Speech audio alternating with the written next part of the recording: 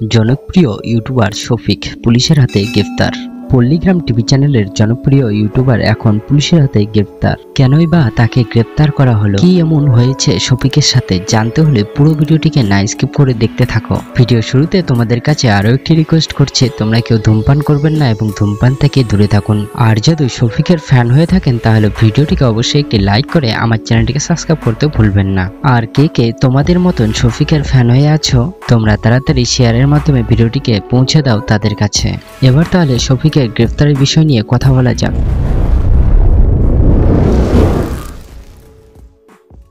এই মাত্রই জানা গেল শফিক নাকি পুলিশের হাতে গ্রেফতার হয়েছে। বর্তমানে শফিক আর শফিকের ফ্যামিলি পুলিশের হাতে গ্রেফতার। তারা আছে এখন কারাগারে বন্দী। তার কারণ শফিক নাকি 18 বছর মহিলার সঙ্গে প্রেমের সম্পর্ক করেছিল। আর ওই মহিলার সঙ্গে নাকি শারীরিক সম্পর্ক করেছিল শফিক একবার না বারবার। মহিলাটির সঙ্গে শারীরিক সম্পর্ক করার আগে এবং পরে শফিক বারবার মহিলাটিকে বলেছিল যে তোমাকে আমি বিয়ে করব, তুমি কোনো টেনশন করো না। বিয়ের কথা বলে শফিক বারবার মহিলাটিকে অত্যাচার করেছিল। এখন শফিক বলছে সে নাকি আর ওই মহিলাটিকে বিয়ে করতে পারবে না। এই কথা শুনে শফিকের গায়ে মেয়ের ফ্যামিলির লোক হাত তুলেছিল। শফিক মুখ বুঝেছিল, তার কারণ হচ্ছিল শফিক ওই মেয়েটিকে ভালোবেসেছিল।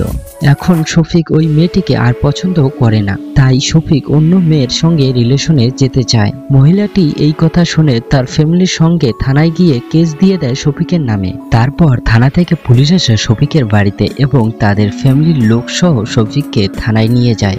মহিলাটি এইসব করার পরেও কি শফিক তাকে বিয়ে করবে আবার নাকি ডিভোর্স দিবে, তাদের কেস কিন্তু এখনো চলছে। এখনো রায় পায়নি শফিক এবং শফিকের ফ্যামিলি।